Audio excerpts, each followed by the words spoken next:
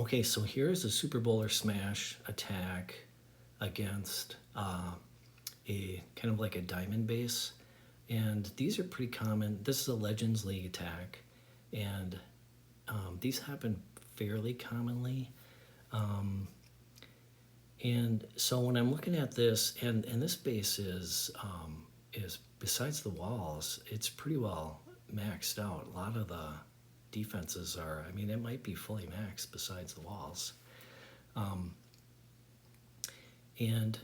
So when I look at this, I'm kind of thinking, usually because I've attacked a base like this so often, I'm probably going to attack this from the kind of the 430 side, that southeast edge. I'm probably going to come in that way, but I still kind of look at it to see, where are the expos and where are the mortars, because I'm looking to where am I going to put the Flame Flinger. And so, I guess first of all, the thing that I look at the very first is, can I take down the Town Hall with the Flame Flinger? And I don't think I can. There's just way too many defenses over there. It would take too long for the Flame Flinger to go through all those defenses. There aren't probably any expos that I would have to worry about, or even mortars. So it's maybe a possibility, but I'm still just thinking there's too many defenses. It's going to take too long, and the Flame Flinger is probably going to open up before I can get through them all to get to the Town Hall. And so I'm going to attack from the far side. So one thing that I never do in a Super Bowler Smash attack is smash straight into the Town Hall right from the get-go. That just typically, that doesn't work out very well usually, because the Super Bowlers are just going to die out most likely after they go into the Town Hall.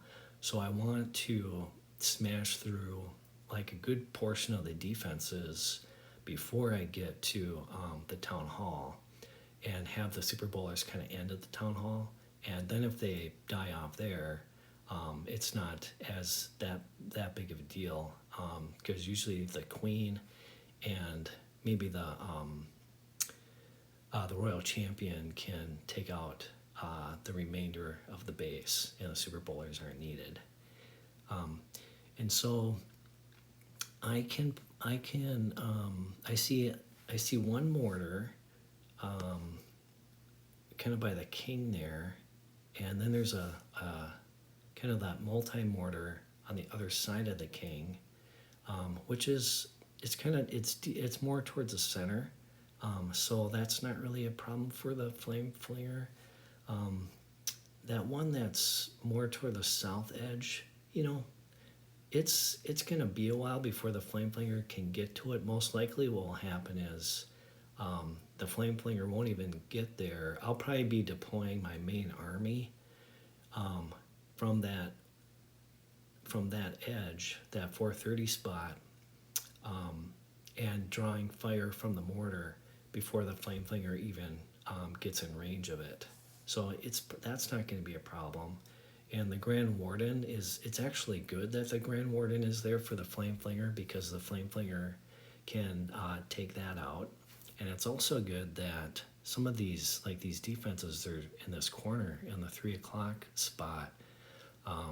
They're touching, or they're one tile apart, and all of the residual damage from kind of those fire spears from the Flame Flinger, that will kind of help take those defenses down more quickly. So that's a good spot to come in with the Flame Flinger. And so if I put the Warden at the 6 o'clock, does that look okay?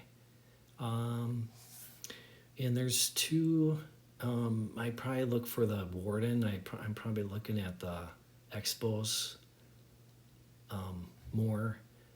But both of those expos on that kind of bottom side, they're both air, so they don't have as long of range. And there's a few buildings that the Granden Warden has got, like some trash buildings here that the Granden Warden has to get through. And once he does that, I'll probably pull him over to bring him in with the main army push. So I don't think the expos are going to be a problem. And so let's go ahead and start the replay here. And I put the Yeti down as usual, right in front of the Flame Flinger at 3 o'clock. And then the Warden with the healers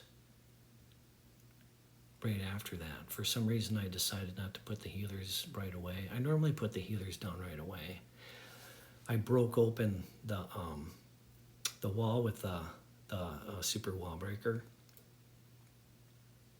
just to get that out of the way. And I already used both Yetis to help kind of clear a couple of the trash buildings. The Warden starts to lose health. I notice he's losing health there. And then I go, oh, wait a minute. I got to get the healers down on him. And yeah, so the funnel is forming. Right there, I'm going to pause it. So just ahead of this, I'm not sure if you can tell, but right above the Flame Flinger, there's a giant bomb that just went off. The one that's to the left of it there, the Yeti triggered that one, so the Flame Flinger didn't take any damage with that one, but it did take damage from that giant bomb that's just right above it. And so I probably, I don't know, I could have placed the Yeti that I put up on top there a little bit better to try and trigger any possible giant bomb there. So that was kind of a mistake that I made. The other thing to look for, so you can tell I'm right at the kind of the 2-minute mark at 1:58. And so after I kind of get to that point, like right after the 2-minute mark, I'm wanting to get my main army in, so that I don't run into like a time fail. And I can tell that the Flame Flinger is going to take down that archer tower at the 3 o'clock pretty soon. And so it's okay for me to start getting my main army in, because it's a pretty decent funnel at that point to path what I'll be thinking about now for jumps. And I even think about this before, but is how am I going to jump to get to the town hall? And so I can see that, and I don't remember exactly where I put the jumps on this one offhand, but I can see that if I put like a jump, say on the gold storage, and then put a jump, say maybe on the scattershot that's right next to it there, or even on the right on the Clan Castle, I'll have a path to get to that town hall compartment. And one good thing about this base is that it does have some walls on it, and like in the center there, that king has got walls all around it, and that helps to it makes it easier for me to path the bowlers, because that wall will keep the bowlers from going off in that direction. If that was opened, I would have more of a problem with the bowlers wanting to maybe move off to that direction and not go towards the town hall. So that's something that is kind of good about this this base for this pathing anyhow. Okay, so if I restart, I brought in the ice golems just to kind of bring over the warden, and then I put the king down to clear those trash buildings, and I really got the queen down. That pulls that warden for sure. Now, you couldn't tell, I'm pausing in here quickly just to show that the Flame Flinger opened up. that was a mistake on my part. I accidentally opened up the Flame Flinger there. It should have still been going, but by accident I opened it up.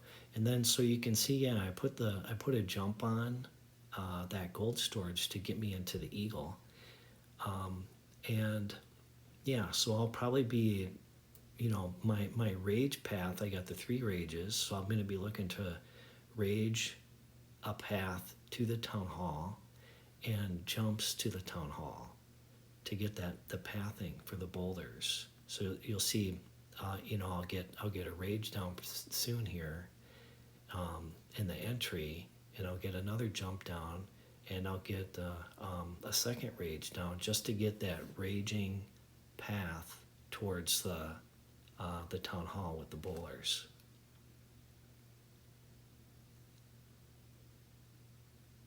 Okay, so the clan castle opens up. It's a lava hound, which are not, they're kind of annoying, but probably the worst.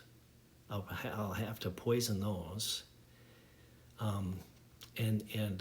So I poisoned the lava pups after the hound broke, and you can see how nicely that the bowlers pathed over to the town hall. I wanted to pause it here just to show that I put in the royal champion, and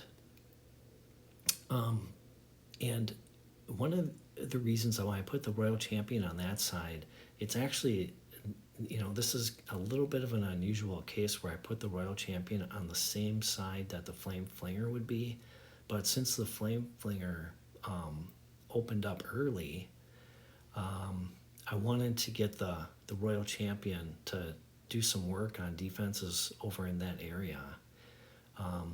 And the other thing that can happen besides is if I put it on the bottom side, the royal champion, she is going to, there's a lot of point defenses in there, and I'm just thinking that I might not be able to get much value with the royal champion, putting him down on the bottom side by the town hall.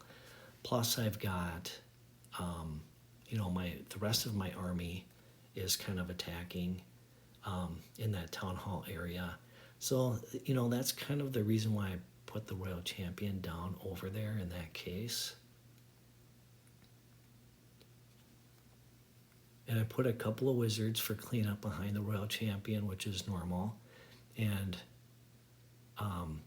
the troops in the center there are just getting constantly healed up by the healers, which worked out really well in this attack. The healers they stayed alive, I think, for most, if not all, of this attack. And I used the skeleton spell to distract the expo earlier.